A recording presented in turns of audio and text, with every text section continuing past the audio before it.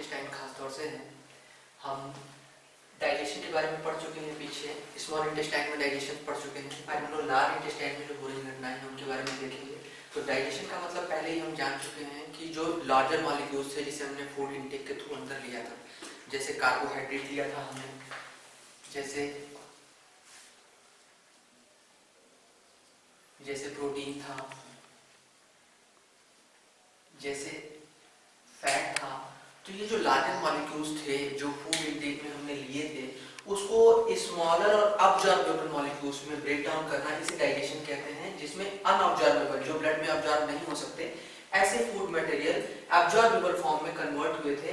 जैसे carbohydrate break down होकर glucose में, फ्रक्टोज या गैलेक्टोज में, जैसे कि ये हेक्सोज शुगर है या मोनोज है, मोनोसैकेराइड है, उसमें कन्वर्ट हुआ था, टूटा था और ये ब्लड में जो है एब्जॉर्ब हुआ था।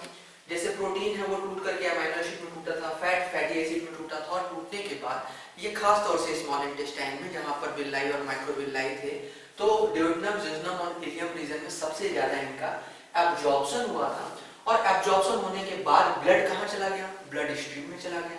और ब्लड स्ट्रीम में जाने के बाद फिर वो जो अब्जॉर्बेबल मटेरियल था उसका यूटिलाइजेशन हुआ।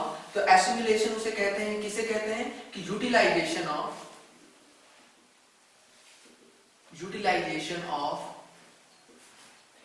absorbed food material. तो जो absorbed फूड मटेरियल था उसका यूटिलाइजेशन सेल्स के थ्रू हुआ, ब्लड स्ट्रीम में गया, इसको हम क्या कह रहे हैं? एसिमिलेशन कह रहे हैं। और जो अनअब्सॉर्ब्ड फूड मटेरियल था, वो अनअब्सॉर्ब्ड फूड मटेरियल को हमने इगेशन के थ्रू एग्जिट कर दिया, एनल कैनाल के थ्रू। अनअब्सॉर्ब्ड फूड मटेरियल को हमने क्या कर दिया?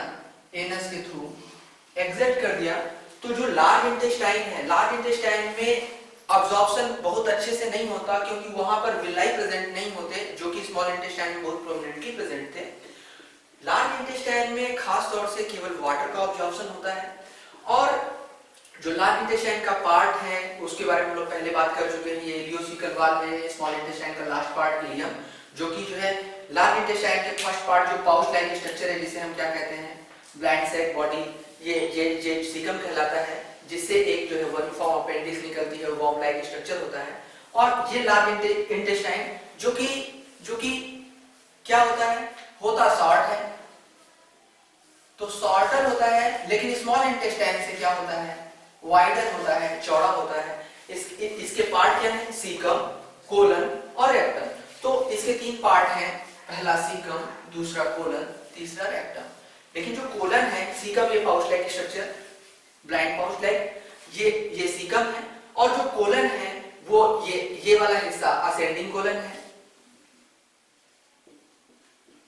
ये है असेंडिंग कोलन। और ट्रांसवर्स ये हिस्सा क्या कहलाता है? Transverse colon.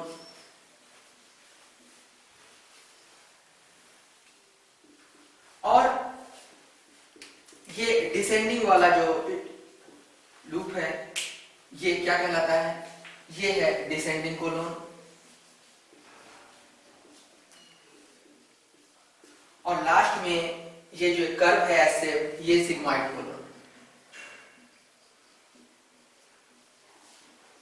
कोलन के बाद ये सिग्मॉइड कोलन कंटिन्यू होता है रेक्टम में, जो कि लगभग 15 से 20 सेंटीमीटर की लाइनिंग होती है। रेक्टम क्या है? रिजर्वायर है। जो फीकल मैटर है, जो फीसेस है, वो यहाँ पर क्या होगा? स्टोर होगा। और लास्ट पार्ट जो है ये रेक्टम फर्दर 4 से 5 सेंटीमीटर वाले एनल कैनाल में आएगा। और एनल स्फिंक्टर के थ्रू, एनस के थ्रू जो अनडाइजेस्टेड फूड मटेरियल है वो फीकल मैटर के फॉर्म में बाहर आ जाएगा। तो रेक्टम में मेन फंक्शन क्या होता है? वाटर एब्जॉर्प्शन होता है। मटेरियल्स का बहुत ज्यादा जो है एब्जॉर्प्शन नहीं हो पाता क्योंकि यहाँ पर माइक्रोविल्लाई प्रेजेंट नहीं होते। और यहाँ पर म्यूकस ग्लैंड होती है जो म्यूकस का सिक्रीशन करती हैं, जो फूड मटेरियल को क्या करता है? लुब्रिकेशन प्रोवाइड करता है। इस तरीके से हमने डाइजेशन, अब्जॉर्प्शन, एसिमिलेशन और इगेशन पूरा पढ़ लिया है, जिसमें डाइजेशन में जो मैक्रोमोलिक्यूल्स होते हैं फूड के, उनको जो है माइक्रोमोलिक्यूल्स अब्जॉर्बेबल फॉर्म में जो है कन्वर्ट किया जाता है। उसके बाद अब्जॉर्प्शन के बाद अब्जॉर्ब जो फूड मटेरियल होता है जो उसको हम एसिमुलेट करते हैं, यानी उसे सेल्स जो है यूटिलाइज करते हैं, और अनडाइजेस्टेड फूड मटेरियल को एनस के थ्रू क्या करा दिया जाता है, बाहर करा दिया जाता है। अब हम लोग नेक्स्ट लेक्चर में हम लोग जो है रिस्पिरेटरी पोर्शन पढ़ेंगे।